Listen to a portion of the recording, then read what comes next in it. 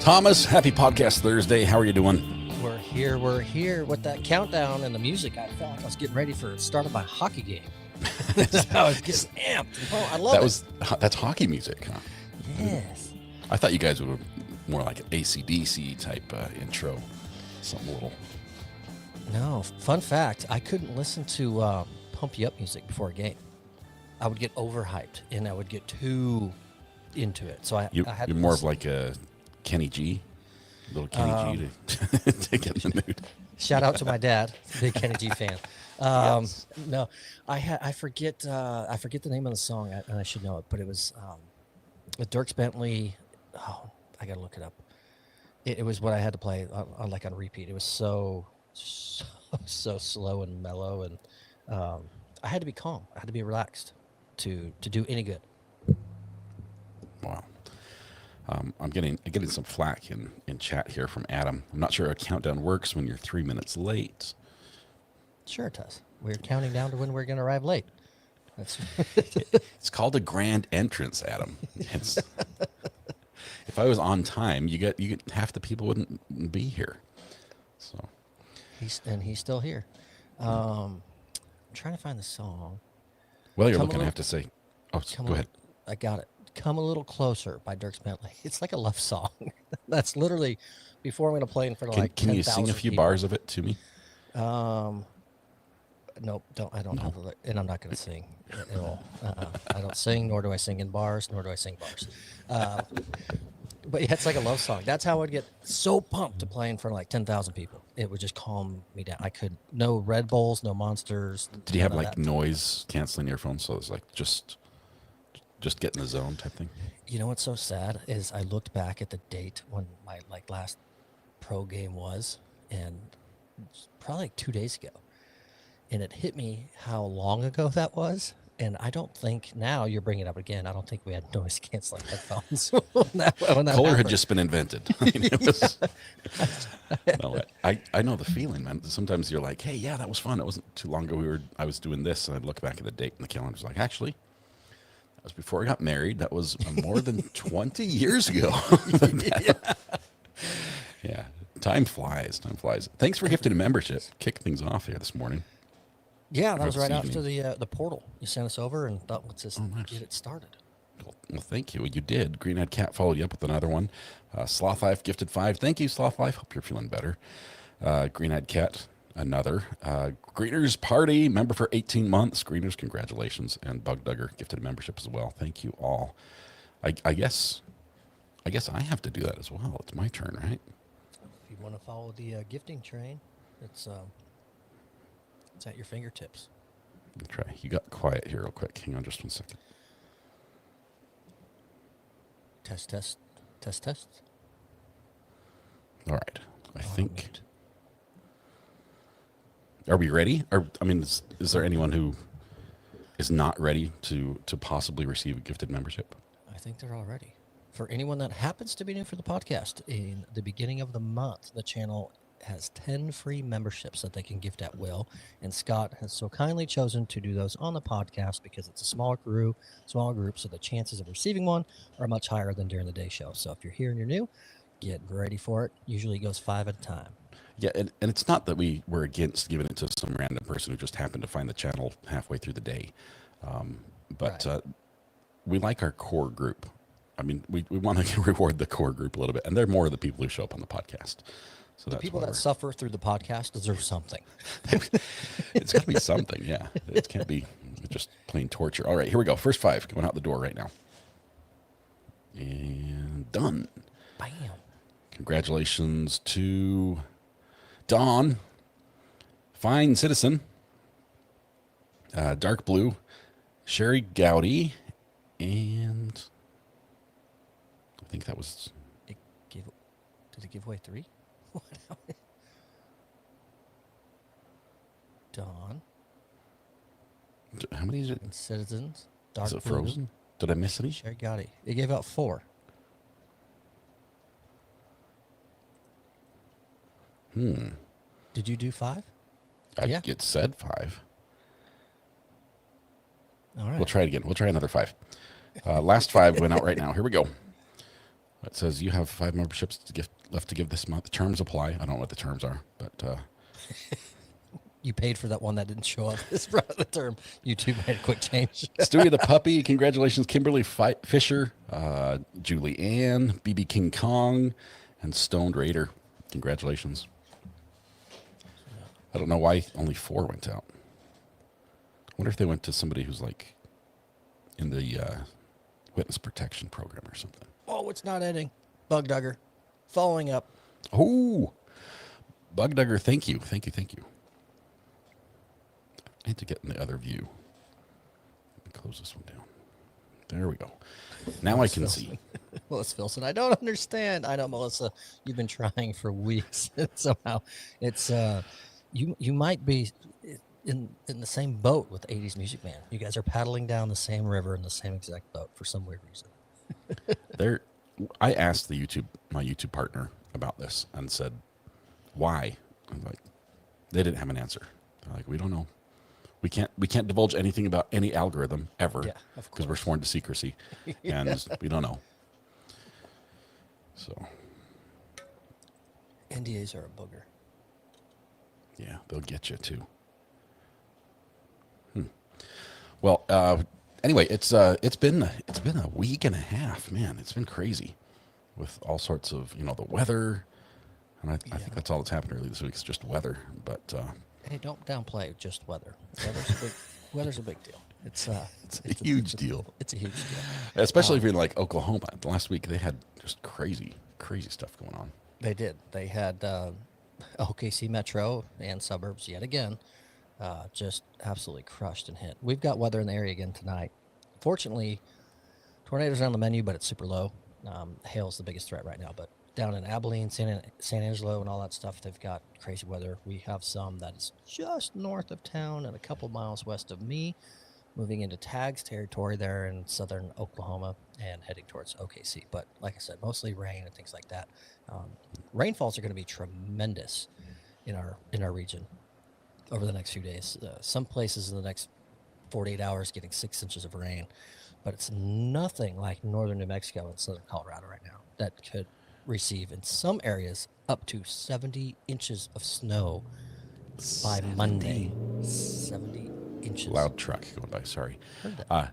70. I just did the math. That's a lot. That's a lot of feet. That's a lot of feet. It adds up. That's. I'm trying to think of how many. 12 inches to a foot. I'm there. I'm getting there. 5 feet is 5 times 12, 60, 70. Isn't that 50? That's 60 inches is 5 feet. So 70 is just short of 6. Like 5 feet, 10 inches. 5.8. Okay. But I did this. I couldn't pulled see. this off my desk. I cheated. I saw ski resorts are opening. Up Bryan Head in Utah opens this weekend. Second earliest open ever. Just crazy. It is crazy. See, I just got a message from Amber. My gain needs to go up. So for anyone that's wondering, Scott and I were talking about this during sound check. If y'all remember our last podcast, we sounded very quiet. A day or so ago, Scott went via StreamYard for the day show, and you guys said it was quiet. StreamYard has changed something within their settings that he and I are cranked so high. We're well above 100% on our gain that we're so loud in our own ears, just so that way you guys can hear us. So something's changed. I appreciate you letting us know. But I'm at 200% on StreamYard, and I'm up to 110% on my Roadcaster. Yeah, so I'm at 110 on my road as well. And it's so hot that I can like hear myself think in my headphones. 100%. It's blasting. But I almost want to whisper into the microphone because it's just like yeah, it's wild. But so apologies to anyone if we are a little bit quiet. You can't tell. We are cranked up in our ears. We're trying to make adjustments. StreamYard is it's changed something that it's messing with our volumes. But I wanted to, Scott, you mentioned something about weather. Mm-hmm. And without divulging too much, I kind of told you about this the other day to a degree, but I have a goal one day. Okay. And for those that have followed weather or have known about Ryan Hall Y'all, and how much he does. He also has a nonprofit called the Y'all Squad. So the Good crazy, crew. yes, great crew. So the crazy amount of donations that come in on his live stream when he has 400,000 people watching him cover storms. He puts that to the nonprofit. And what they do is they dispatch as soon as something has taken place, a natural disaster. Off they go. They've got blankets, water, food, chainsaws, generators, supplies, you name it. And they take care of that community the best they can with what they have for, 3 to 5 days to a week, whatever it might be. So I have a goal myself, and it's one of two things. And my goal is to make this happen in 2025. It's to either start my own nonprofit that serves my area, which is technically called Texoma, so it's northern Texas and southern Oklahoma, to do the exact same thing that the All Squad does. But if it's a bit of a too big of a feat to do by myself, I'm going to be reaching out to the All Squad here shortly before the end of the year to see how I can partner with and join or be a part of that and collaborate and provide those services here. So I know I don't do a whole lot of my weather channel. I'm more likely than anything else when there's weather going on. I'm just putting it in the chat during your day show to let people know that are watching. We appreciate it. We love it. We've got our own personal weatherman. What other channel can have like on call a personal weatherman? He's like, oh, by the way, here's what's happening. Right. That is amazing. That's a really goal cool. of mine. Come 2025, I want to make it happen and see where we can go with it and be a part of it. And Officer Brian, I was actually talking to him last night a little bit about this plan and where it's going to be. And he said, man, this is phenomenal. I can put you in touch with emergency management that's here, since it's its own unit and how they work with disasters. And I thought, oh my gosh, that's phenomenal connection there. I can go and talk to someone like that. So when and if they do need someone like me that can come in and be a part and help, and more importantly, not get in the way either. They can direct me where to go to be helpful, but not get in their way of how they go. And you'd be one of the people that are like, oh yeah, he's with us. Come on through. So gives the access. You just have to get into they use the incident command system anytime there's a natural disaster, right? They have incident command. They've got this, big book of who rules who talks to who. You just need to get your name in there. It's like the first person we call is Thomas. To get him on the road and get him over here, and then you're in. That would be awesome. That's really cool. That's the goal. Thanks to Officer Brian for that connection and seeing what's going to happen from it. Obviously, there's a lot of work and paperwork and things that I've got to do to get involved with that.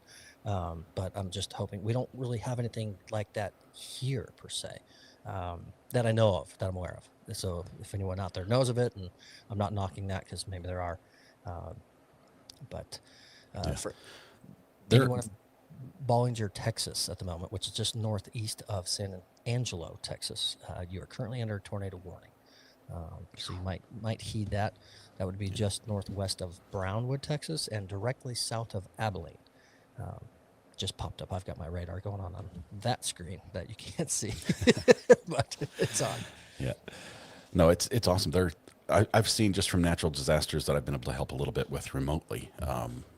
There's always good people willing to help, but having that organized structure to be able to bring assistance in to the area that was hit, there's a huge need for that. And oftentimes that's where there's the longest delay in the people who need it the most. You're waiting for everyone else to be able to put it together and to figure out a way to get it there and people to get it into them and distribution.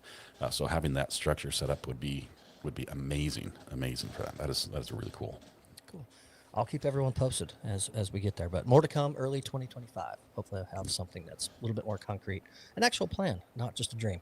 So we'll see. That is awesome. Tied a little bit to weather. Going to our first story out of order a little bit. You're big on tornadoes, and this story is connected a little bit to tornadoes. Yes, that one right there. Dorothy, Wizard of Oz. It's all about tornadoes. That's how it happens, right? That's how this whole thing starts, is the big twister in the sky. Yeah, there's no place like home. Yes, there's no place like home. And it was the shoes that got her home, right? Click the heels together 3 times. That's right. Well, there's a chance that Dorothy's shoes might be going to their forever home here soon. I know we're talking ruby slippers. They were 20 years ago, was it? They were Oh, stolen. They were stolen. They were on okay. display, and a guy who was 76 years old, convinced by some guy who had like a mafia ties that like, hey, those are insured for $1 million. They must be real rubies. Okay, they were sequins. Okay, it was Of course. they. It's a prop. Okay, there was nothing super fancy about the shoes other than that they were ones that Dorothy, one of I don't know, like 20 pairs that she wore. Only 4 remain. And so he smashes the display and steals them. It took years. The FBI finally recovers them, and they got him back. But now the guy who owns them is selling them, and one of the bidders is that the Dorothy Wizard of Oz Museum, and the state legislature has appropriated $100,000 to bid towards the purchase of these shoes to get them back home. There's no place like home, and we'll put our money where our mouth is.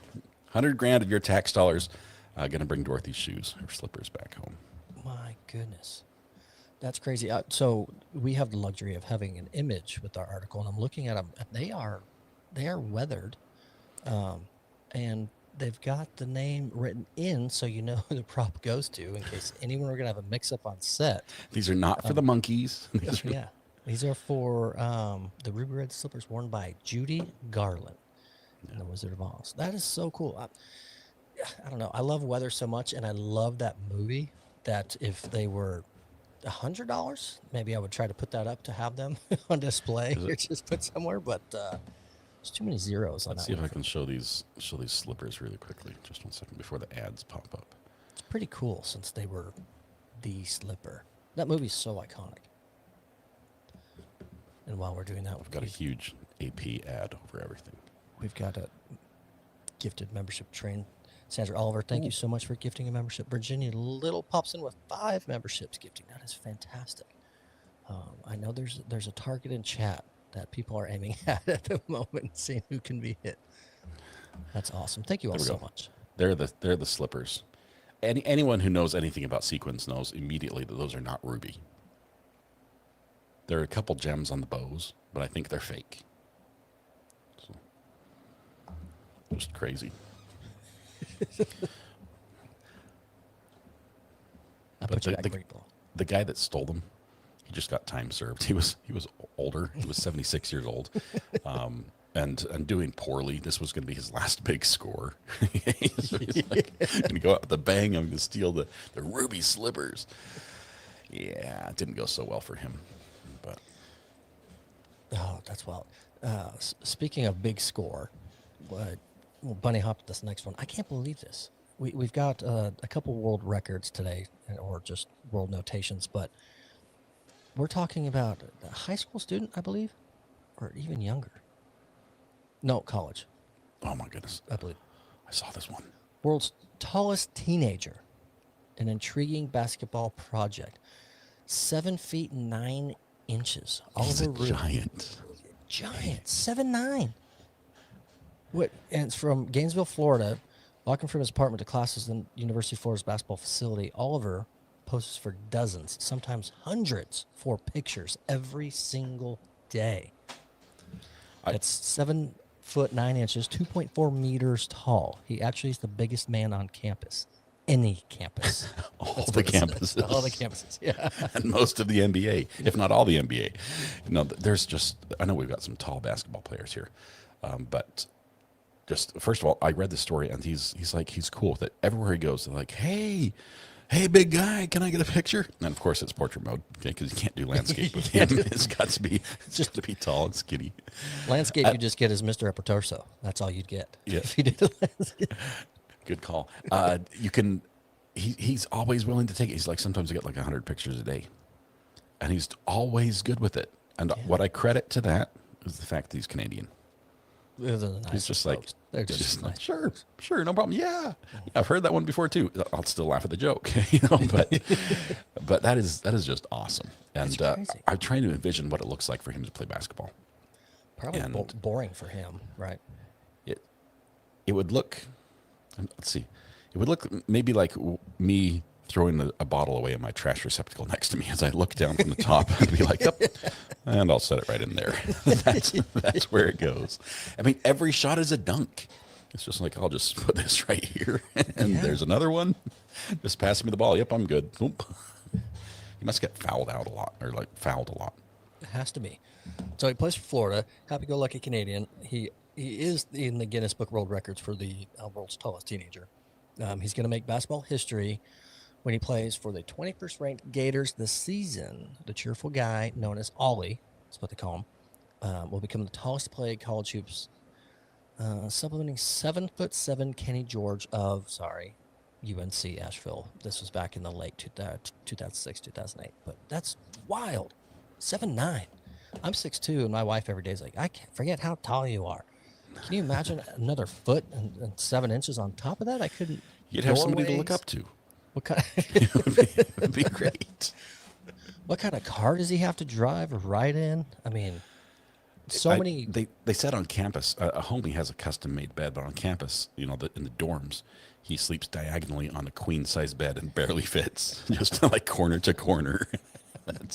If he rolls, his head hits the head border off the bed. He's done. Yeah. That's crazy. Good for him. He's gonna hopefully have a good career. Hopefully gets a good education, and if his goals are to move on to pro sports, I hope he can get there and make it happen. He's definitely got the attributes to do it. Just got to perform at the same time. Or he could be an antenna. I mean, there's all sorts of things. He can see for miles. He could be a reporter. If you can stand over and see over the crowd and get the shot from anywhere, man, he just look around. There's opportunities for tall people. Sorry, short people. I'm willing to bet when he's on his cell phone walking around, he gets the best cell service out of the group, by far. 5 bars. 5 bars all day long. Oh man, that's pretty cool. I saw going back to the first story, if I can. This one made me crack up. This is a great story. First of all, it's from Halloween. I agree. Last week, and it's across the pond. It's over in Ireland, and apparently up in Ireland, huge crowd gathered for the Halloween parade. And big parade. Big, loads of people. I mean, it's just there's so much. I mean, you can't see anything for miles, and they're already just lining the streets. It turns out it was a ghost parade. There was no parade. It was either a prank or a joke or something that went wrong. But some website posted there was going to be a Halloween parade, and social media picked up and ran with it, and everybody showed up. And they're all there, and you've got pictures of the streets just lined with people. Like, when are they coming? The cops had to say, "You've got to go home. There's no parade. There never has been a parade." Never was. Okay, it's, but people, the response to that is quite interesting. The obvious response was probably the person who posted the joke initially, and they said, "Well, look, clearly there's a demand for it. We should have one, right? The people bring me the people. We'll build the rest." Other people were not so fond of the prank. No. Can you imagine?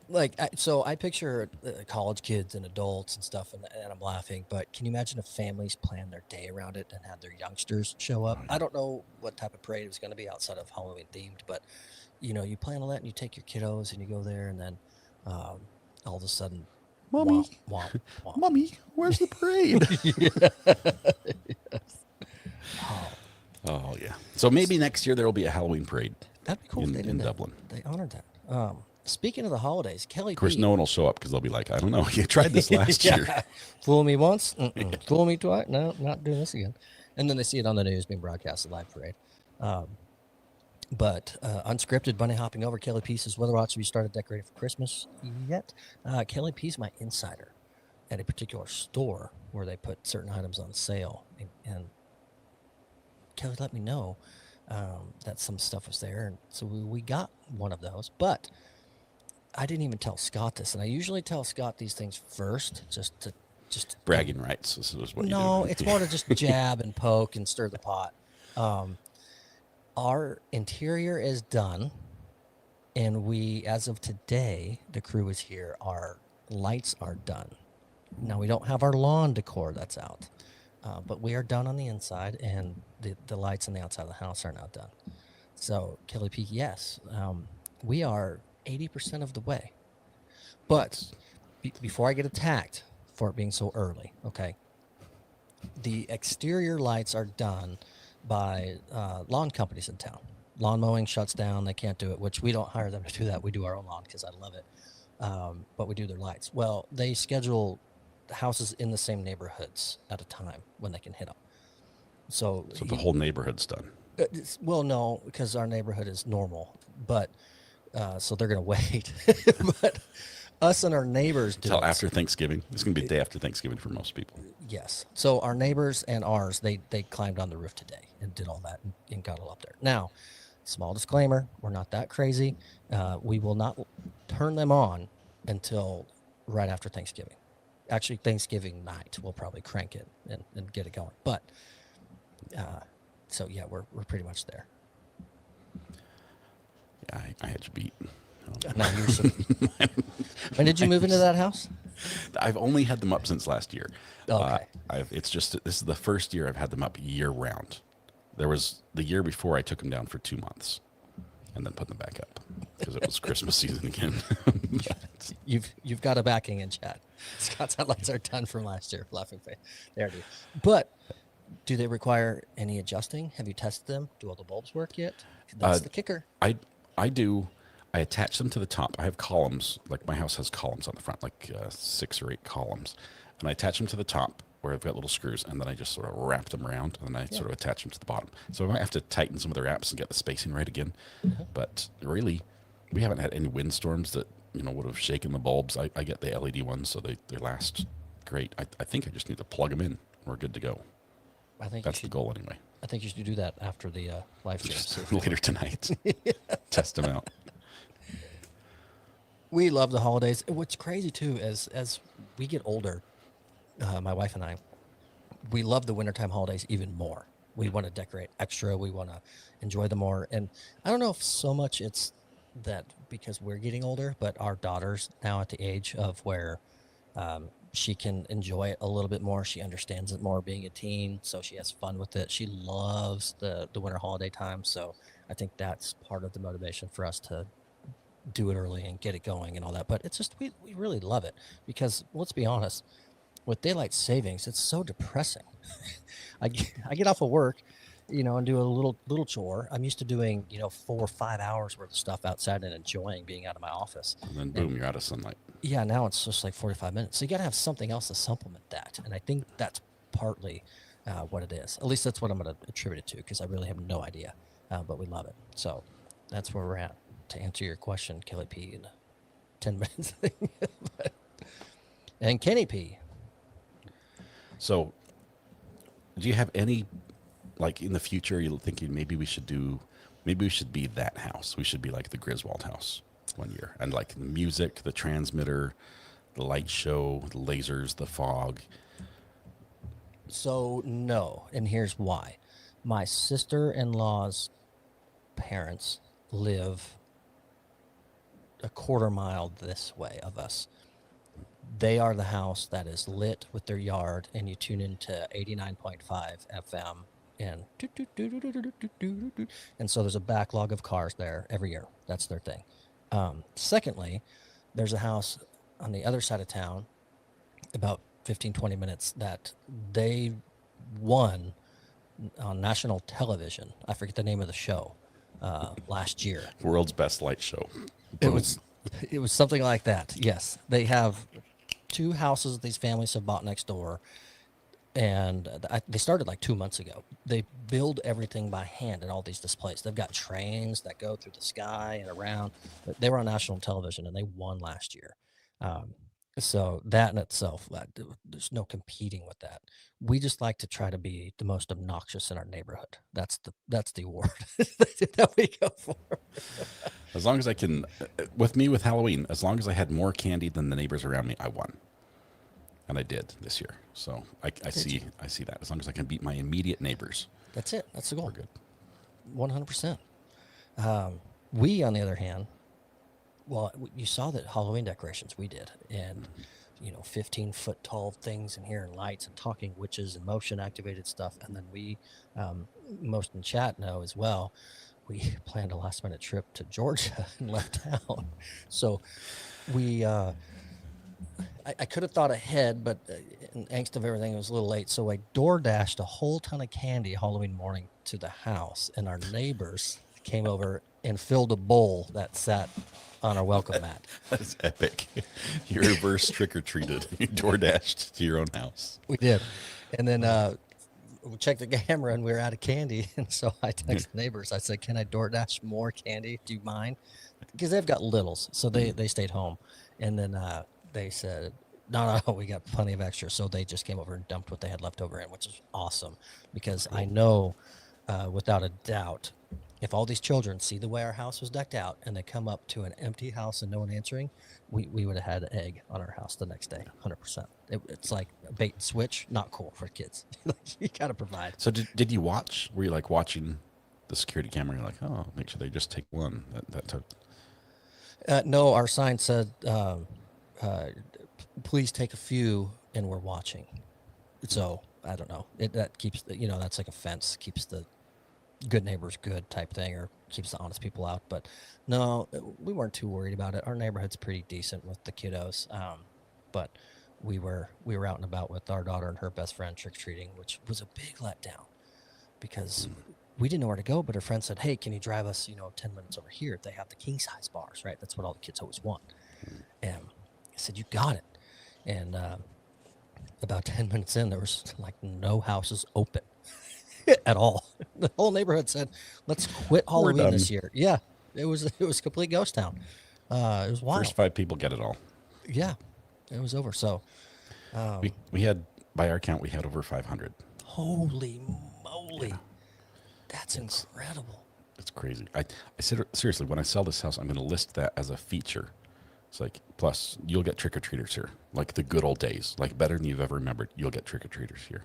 That's a selling feature for the home.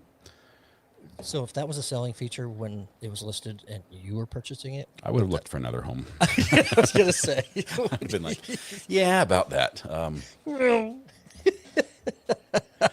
It is cool, though. It's wild. It's crazy. It's just like nonstop trick-or-treaters. But at the same time, you're in the South. And you've got ghosts and goblins and people with hatchets stuck in their head, and they're like, "Thank you, sir. Thank you. Happy Halloween." It's just everyone's just nice. Yeah, and it's fun. It's a lot of fun to see that. And some, there are some neighbors I only see at Halloween. So fair. I do. I love it for the kiddos. That's my favorite part. They come, they're excited, they're having a good time. It's memories they're gonna make from participating in and all that stuff. So that part I love, because as a kid, I know I had a lot of fun doing it as well. And my final memories as a kid was when I dressed up as a golfer, and every house I went to told me that I was clearly too old to be doing what I was doing, and I got like 2 things of candy for the night. So that's my final memory of my Halloween trick-or-treat. It's a sad note. Yeah, that's how I got to close out my childhood memory of. Do you need me to DoorDash you some candy? Oh, it's all good. Man, there was something you won't be doing soon. I saw this on the rundown. I'm not sure if you want to run with this one. You run with it or not. It's fitting. This was insane. So, okay, I've seen this, and for those of you watching, know we've referenced me and my motorcycles and goofing around. We've even talked about doing some video and somehow maybe doing something live one day when I'm cruising around. But no, this British gentleman was dragged behind his motorcycle at 159 miles an hour. It sounds like something out of a horror movie. 100%. The headline, it's terrifying. And of course, I read that and I try to avoid a lot of headlines like that, or even videos when it's like, check out this crash. I'm like, no, I'm not putting that in my brain. Not happening. This one, I had to click on it and went, holy cow. But yeah, for those that are saying ouch and whatnot, it was on purpose. He's a stunt rider. He got his bike to 159, and then he hops off the back of it while holding it, and he's basically skiing behind his motorcycle. He's road skiing. Road skiing. And they use like metal plated shoes, right? Mm-hmm. So there's sparks going everywhere. Like sparks forever. And so it broke a Guinness World Record yet again. Johnny Davies took on the challenge, the Ultimate Supercar Show, planted his feet on the ground behind his modified Kawasaki Ninja H2 SX, which that's a newer bike. They're extremely. I'm guessing the modification was just handles on the back of the seat. Yeah, on the back of the seat for him to hold on to. It was at an airfield. They had to use a runway in Yorkshire, England. And his motorcycle was clocked 159.52 during the stunt, earning him the world record. The previous was 156, sent by another British stunt rider back in '99. But what's crazy to me is I see a lot of stunt riders out there. They have bikes like mine, but they gear them different, and they slow them down, and they change handlebars, and they do all these crazy tricks at somewhat lower speeds. And they'll even do something like this. But when I saw him going 160 and doing it, it's absolutely, yes. Something can go so wrong so quickly there. Yeah, it's nope, no chance. So The crazy part in the story, if you look at the very end, the guy's like, I knew it was fast because I could feel the wind like lift on my shoes. Like the wind was going under his shoes and it's like getting lifted up off the road. That's how fast he was going. His shoes were taking flight. oh, sure enough, I knew it was the fastest I'd ever gone because the wind was so strong. My foot actually came off the floor because the wind went under it. It was a feeling I'd never felt before, even in practice. Holy moly! No thanks. I don't. My bikes are fast, but I don't ride them fast. I've got a family, and there's too many stories every week of tragedy, and I enjoy riding them, but I don't have to do that to enjoy it. Did he get a Guinness record for this? Yes, he beat the existing one that was back in 1999 by 3 miles an hour. I thought Guinness Book of World Records now doesn't allow like the dangerous stunts anymore. Like, where do they draw the line now if you can drag yourself behind a motorcycle at 160? You know what? We need to look that up so we can answer that question on the next show. See what else is out there. And I'm convinced while we're here, you and I need to find one of those silly little records that we have a chance to actually beat and attempt beating it on the show. Now we have to have a Guinness person there. And Does anyone know a Guinness person? How much does it cost to have a Guinness person come out and watch you? I don't. We should ask Dude Perfect because they apparently try to do it every week. So we need to ask them their contact, and they're just an hour and a half south of me, so I can give them a quick call. Hang on, I'm just going to check with Siri. Oh, Hey Siri, how much does it cost to attempt to break a Guinness Book of World Record? While any person can theoretically send in a record to be verified for free, the approval process is slow. Would-be record breakers that paid fees ranging from $12,000 to $500,000 would be given advisors, adjudicators, help in finding good records to break, as well as suggestions for how to do it, prompt service, and so on. This answer is from Wikipedia. $12,000 to $500,000 for advice on which record to attempt. I'm in the wrong business. Guys, come to me. I will tell you which record to try to break, and I'll do it for half price. I only charge $250,000. Wow. That's nuts. I'm at a loss for words now. That's World record. I'll call him right up. Here we go. Let's get that guy up with the clipboard out here. And clipboard and stopwatch is pretty much all we need. Maybe a tape measure. Green-eyed cat. So here, yeah, the look on my face is because I wasn't joking. Now I've lost my train of thought. The Dude Perfect guys on YouTube. From your neck of the woods, right? Yes. I used to have an apartment just a quarter mile behind their warehouse. Now I'm about 2 hours away, hour and a half. But they have the adjudicator, they have the people there all the time, and they do it so often. So it just made me think of, I know they make millions of dollars having millions of followers, but I thought the money they spend breaking these world records for 25-minute videos, the cost for that, I mean, that's what made my face go, holy cow. It must pay out. It must be good. I wonder if it's like a notary public. You can sort of, take a class and become a Guinness Book of World Record official, and they just have one on staff. I don't know. We have research to do now. Because now I'm intrigued by this. This is insane. And I wonder, do they print the book anymore, or is it all digital? Because it changes so much. That would be so expensive. Like daily. It changes daily. Well, for what they charge, they could print every other hour, as far as I'm concerned. That's insane. Holy cow. I guess the 500,000, they can just run a whole new print of books for each record. Yeah, 100%. That's crazy. Speaking of big money, got to jump in a lottery. We do one every single time. There's two of them, which I I love these, especially this one. It's kind of funny because this gentleman's from Baltimore, and he went ahead and bought some investment property in North Carolina. It's a good place to buy. It's a good place to buy lottery tickets too, because they're always winning up there. Makes me mad. So he decides, for good luck, he's going to go ahead and pick his 5 fast numbers are going to be his zip code of his new investment Like property. 90210. Oh, in North Carolina? Yeah, 28001. Okay. That's what he went with. So I'm going Mine, to do mine that. starts with 28 as well. So he does that, and sure enough, because apparently he needs it when he's buying investment properties in other states, he submits the zip code in there, and he wins 50 grand. Ding, ding, ding. Nailed it. Just, I can't believe it. And so many of these stories are out of North Carolina, and this is a guy not from North Carolina winning the North Carolina lottery yet again. Like, what the heck? That's why none of us can win. Is because outsiders are coming in and winning it all for themselves. Guess me not playing also weighs into that a little bit. But Kelly P again chimed in with something which I missed it, but it was advertising as far as the record goes. how about the live longest stream? Yeah, and I've seen how everyone looks after when Runkle is wrapping up, and it gives me anxiety seeing how stressful that is for everyone. I think Ian aged 2 years during that live stream. That's what I get. His hair was definitely like an inch longer from start to finish. So Well, I'm not funny enough, knowledgeable enough, or have the energy to just barely get past the hour we put on the podcast to me go any further than that. I was going to grab an empty Mountain Dew bottle, but my garbage was empty. I was going to say, here's the secret. That's just fair. So North Carolina wins again.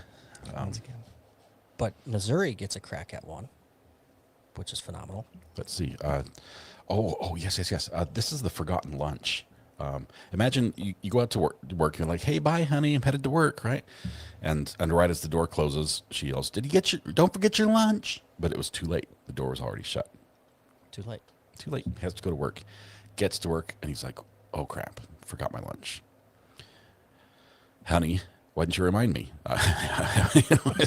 You should have said something before I left. I did. You didn't hear me. Okay, this whole conversation. He's like, it's fine. I'm just going to go down to the convenience store and grab something.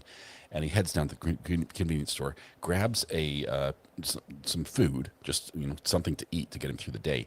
And while he's there, he's like, oh, there's this $30 scratcher, little scratch off. And I've got a little money because I had a couple hits on the previous scratchers. Sure, why not? Let's go ahead and play it. Let's see. I need my mouse to see how much he won here. It's a big number. The for forgetting your jackpot. lunch. He won the jackpot. $3 million. Yep. And then he doesn't say exactly how he played this off, but he does say he likes to tease his wife a little bit. And so there may have been an interesting phone call, which we don't have the details on. Don't. But I know who's forgetting their lunch tomorrow, yes, this guy. but I don't know if the odds will be the same given that I work from home. Yeah. Unless you have like a convenience store downstairs that sells scratch offs. Doesn't happen. Great Cat in Tennessee, the money goes to college scholarships, so I'm glad others play. My daughter gets over $3,000 semester. That's awesome. I know. Win. Your daughter is winning the lottery. That really is. That's 100%. the winner. I know a lot of state lotteries. It goes back in the education school systems and whatnot. So I do think that is cool. I know gambling can be dicey for some. It can be an issue, and it's hard and has become an addiction. A lot of people actually battle it and fight it and overcome it because they've lost everything over it.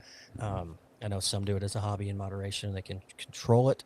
So it's one of those that's a slippery slope. So I'm glad a lot of the proceeds from it go back into other things and good things. But wow, after saying that out loud, I feel like we need to put up the lottery hotline number or something. Yes.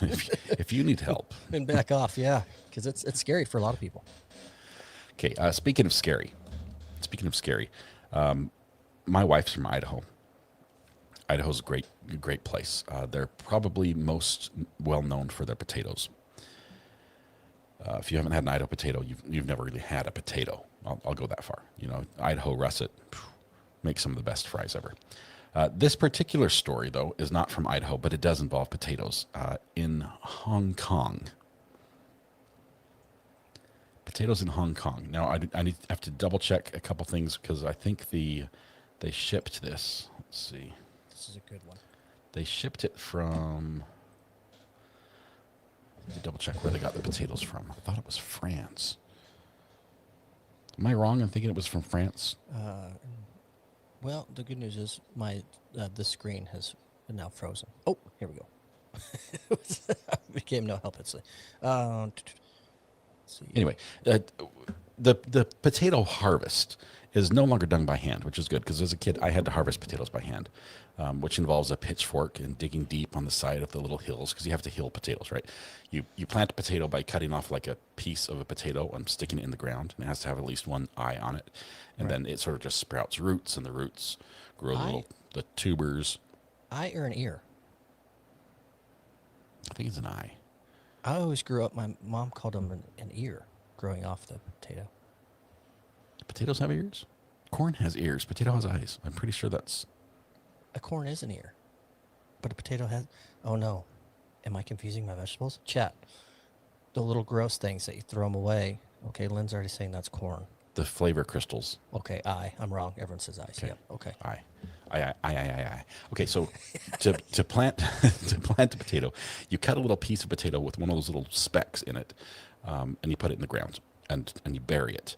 And then once it starts growing, you bury it again. Okay. And the reason is because the little fibrous sides of the stalk of the plant are where the potatoes grow from. So they've got the roots down below, and then the potatoes sort of grow above them.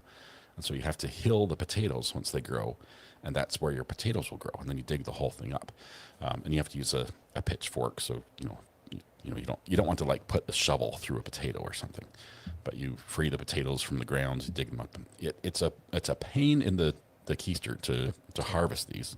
Yes. But luckily, new technology has made it so that they can do this very quickly, and the machine just drives along, just harvests it can like sort the potato-sized chunks from the dirt. And it does this, and it does it really well. And so it like separates potato from dirt, and you end up with just potatoes. Then the potatoes go off to the factory to be washed and to be weighed and measured and sorted and everything. And during that process, the system is able to find reject potatoes, both potatoes that may have been rotten, as well as potatoes that are actually rocks, and not a real potato. So it's just like a potato-sized rock can sometimes make it through, depending on the type of the potato. Factory in Hong Kong does this. Yeah, yes. They don't make good fries. They don't. Factory in Hong Kong does this and says they found a reject potato, which turned out to be a unexploded German hand grenade. And it made its way to the chip factory. It got dug up. It got shot through the hopper, piled up, dumped in. It's been through the washer. It's been through everything. It has not exploded. It's a World War II German hand grenade. Makes it all the way to the chip factory. Let me see. I'm going to try to show this video if they'll let me. Ready to rock and roll. Okay, here we go. Let's see. This is from Hong Kong Police Force on Twitter. If I can get this pulled up right. Not sure if you guys will be able to see this. I'll put myself backstage first. Hang on, I'm not ready, but... Okay, not yet. I'm here with you. Don't leave me alone. It's taking forever. Okay, we're not going to try Twitter. We're just going to go back to the main page, which is not letting me do. Okay. Did I close it down? No. Yes. Says hot jalapeno chip. Guinness Book of World Records, oldest potato found. Love it. Mr. Potato Head. I lost it. Thomas, I lost everything. I lost my rundown. Oh, no. No. Guys, there's a video. Let me describe the video like we're in Radio Land.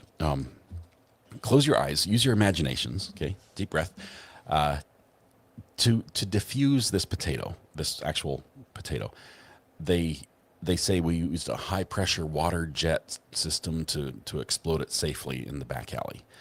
But the video that went along with it They took the grate off the sewer system. The guy chucks it down. They run. It was like boom. It's literally what any teenager has dreamt of doing with a cherry bomb in the girls' bathroom since since they were a kid. They threw it down the sewer and just exploded it. 100%. Oh, It was so goodness. strategic. It was so good. Yeah. I was trying to pull it up too, but I couldn't do it. But I might have. I lost everything. I was trying to pull something up for you as well, but I can't. Man, I've got fruit flies. No, it's potato talk. Also, there's, well, vegetables, fruit flies. Who knew? Anyways, that's a real bummer. But the biggest bummer, and I've actually experienced, well, kind of this in real life. I don't know if you noticed, but the way I headlined this on the rundown versus how it's the actual headline, I changed it to make it different. The last story, Yeah, or the last one. So yeah, porta potties fall off truck during morning commute in Massachusetts. That's the headline on the actual article. In the rundown, what I do is I take the link and I throw it down on the rundown and I give it just a quick title. So so I titled this one. So when Scott opened it up, he knew what we're talking about. I titled it "Porta Potties Take a Dump," just because they fell off the trailer. the funny story about this is this was a low bridge incident. There's a road that has low clearance, and apparently, every semi truck or every moving truck that's too tall, they've got these all over the world, and some of them actually have cameras set up, like video cameras, where you can just wait and watch for the next accident because they happen so regularly. This guy with the porta potty truck had a couple mounted on the back, and clipped it and flips them off the back. Surprise to the people behind, but he then drove away. He left. He left the scene. Dump and run. Comes back 20 minutes later to see if the scent is cleared, and tries to reclaim his porta potties to get him out of there. It's terrible. So a real life version. My friend and I were in San Diego. We were headed to the golf course early morning, and we're at a red light in a very large intersection. And it's so early, we're groggy, just kind of getting ready for the day in the car, just kind of staring off into the intersection in space, when we see a truck with a trailer that has a single porta potty on it. I don't know why, but we both just it was like a scene from Dumb and Dumber. We both simultaneously glanced over. You think what I'm thinking? That's entering. And as it enters the intersection and hits, there's a little dip. So it goes to doink. And as it went to doink and the recoil of the trailer and everything leveled out, all of the collectibles came flying out of the exhaust pipe of the It's not collectibles. These aren't little crystalline figures of little swans. You never know. The non-collectible, all the deposits, Yes. came flying out of the exhaust pipe of the porta potty, and the truck continued, and they just displayed themselves in the middle of the intersection, and we were just watching in awe and silence, and then we looked at each other, and then I'm pretty sure we both yelled at the same time, "Holy sh!" and kept because we couldn't believe what we just saw. Sixfold. There she blows. Yeah, that was it. 100%. Couldn't believe it. We laugh about that to this very day. It's funny when physics just lines up just right for the sloshing and bouncing to happen. Yeah, like as a kid on the trampoline when you're jumping and you're jumping with friends, and then that one bounce where you come down just at the right time and suddenly you just get launched like skyward. It's like, whoa! It happened to my son the other day, and of course he landed on his neck. But he has another one, apparently, because this one got better. But yeah, it's like that happening in the wild, and the fact that you both got and you want to watch it and share it with a friend, it's just like we've connected now. We've seen things. Yeah. Otherwise, it's one of those fishing stories, right? No one believes you. But Yeah, right. we were there and we saw it. And Amanda, I apologize. First podcast. Let's see. We've talked about poop and yeah, fake Collectibles and parades. deposits. Oh, I'm so sorry. I do want to show a little something. I showed you this earlier. If I can find it again. Just My a second. mishap of collectibles is bringing in some donations. Collectibles. Oh, Okay, hang on. deposits was better. Let's see if I can go to MP2. I saw this at the store, and I wonder what y'all think. These are Snickers bars. It does say share size, but it's clearly a single serving, and it's pecan. It's pecan, and so I'm thinking, or pecan, depending on where you're from. Yes, no, maybe. By show of hands, has anyone tried these? There's 5 left at my local Walgreens, and I'm tempted to go give it a try and see. But those 5 appeared to be laid out on a desk. They're actually in the box in a. I zoomed in. It's right there next to the cash register. And said box looks to be a wooden desk that's not too far off from the pews behind you in your courtroom either. I wish I had them here. I would hold them up. Okay, I ate them. All right, I ate them. No, just kidding. They would be I a did not. hit in my town because we have a store here that has now grown to 2 locations called, and chat, take it easy on me, I call it Pecan. It's called the Pecan Shed. And it's everything pecan, between fudge, everything. I don't know. I need to go take a video and show it, but it's huge. It's absolutely huge here. So if those Snickers became a thing, they would sell out because I've been to Walmart 6 times or more. Chilean and sea bass are not on the shelf. Trying to find them. I was looking for them on the Walgreens when I was there, because they sometimes have weird things. So now I need to go look for the pecan or pecan Snickers. So this is the funny thing. If they take off, first of all, pecans are absolutely amazing. I love them. I'm not a big pecan pie person, but candied pecans or caramel candied, whatever they are, oh my goodness, all day long I can eat those. If these take off, I can literally see Snickers with pecans becoming the main product, right? And the peanuts like moving down a rung. Peanut is like the cheap seats when it comes to nuts. Okay, it's the low hanging fruit. I wonder if it boosts sales because of the peanut allergy. Or is there less allergen for pecans compared for some people? It's not pecan because it's not spelled that way. But I just think it would be funny if Snickers, after all these years, discovers that actually it wasn't the peanut that was the nut they should be using, it was the pecan. And they just barely figured it out. That would be phenomenal. But here's the thing, though. 1930 is when they started making Snickers with peanuts. So to my point that I was going to go with, sometimes when something's been established for so long, even though something else is better, people don't make the switch. It's just been a staple for decades, and even though it's better, they're going to be stubborn and stuck in the way. Nothing beats an original Snickers. I don't care what you say, even though it's 10 times better. So I don't know if it could take it.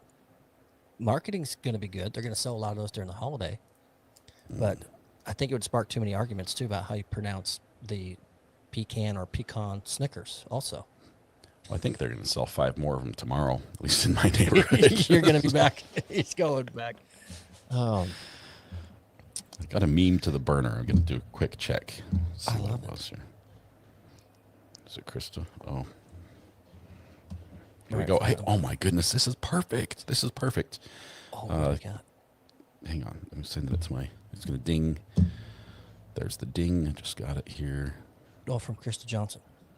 Yes, and this is perfect She- because it Sure, summarizes basically the whole evening on our podcast in one little clip. Why am I terrified? These are pecans. These are not. That's pretty much the whole show from start to finish. Krista wins. Phenomenal. Krista, that is amazing. Thanks for sharing that one. I love it. Krista, congratulations. Oh my Bingo, I goodness. win 100%. Oh my gosh, I need that so bad so I can put it on my Facebook. I'm and sending it. I'm sending it to you right now. perfect. My whole town will hate me for this, but I got it. It's phenomenal. Oh, I love it. They may oust you. They may That's kick okay. you out of town for this one. That's fair. Okay, I it's might on your, keep it on it's the your Recovery message. Addict Facebook page because I Oh, can so you're take the hiding. heat from those friends. Yeah. I can shelter you a bit. I can take the heat from all the friends there, and I get it. I understand. It's all warranted. You know what I saw tonight? Speaking of pecans, in our oak tree, we have a white oak tree next to our Airbnb. It's massive. It's like I think it's like 130 years old, roughly. That's awesome. It takes three of me to hug it. It's a huge tree. White oaks are you can tell what white oak because they grow up and then the branches grow straight out, and it's just a unique thing. They don't sort of like angle up; they just go up and straight out. So you have these like horizontal branches that shoot out all over the place. They're like umbrellas. I saw a whole squirrel family, like the mama squirrel, with four little baby squirrels, all hopping along this branch, trying to get onto my Airbnb. And I'm not sure if they were looking for a new house, but I don't want them on my Airbnb. So I don't want them finding a spot in the attic that looks nice and comfy or anything like that. Plus, we have a guest in there, so I'm going to need my cat to do its work because it's apparently knows how to catch squirrels now. And just shoot Sorry, them. Peanut. And just shoot Sorry. them off. Yeah, it will scare them away. But We've sealed up our roof up top, and so my office where I sit now, which is also my studio, on the second floor, and there's a window right here to the street, and we've got two little kind of offshoot peaks, and it's hilarious because there's one squirrel who lays on his belly on the one peak with his front and rear legs spread eagle, and he just sunbathes, sits there in the mornings, and it's hilarious because I hear him run right under my window. Thump, thump, thump. Yep, there he is. The sun has peaked, and he's just sitting there sunbathing on his back, just getting warm. chilling. He's awesome. I had one in my old office who would actually, I would put food on the windowsill, and he would come up and sit there and eat it and hang out on the outside of the window, and I would just tap my fingers, and he would like try to sniff my finger through the glass, and I nicknamed him Stuart. That was from the movie Stuart Little, who, albeit was a mouse, but just about any time I see a squirrel doing fun things, I just yell and wave, "Hey, Stuart!" They all look the same, right? Yeah, 100%. Oh, that's crazy. Well, we'll end on the pecans and the squirrels. I think that's a good place to end it for tonight. So, Pecans, pecans, squirrels. Josh, like I sent you one as well. Another pecan meme. Let's see, Josh.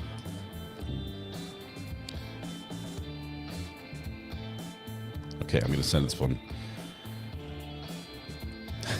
Okay, Show it. I'm Show gonna do it. Uh-oh. We've got time. The song's going to take a while. So, airdrop. Just What? air. It's coming through.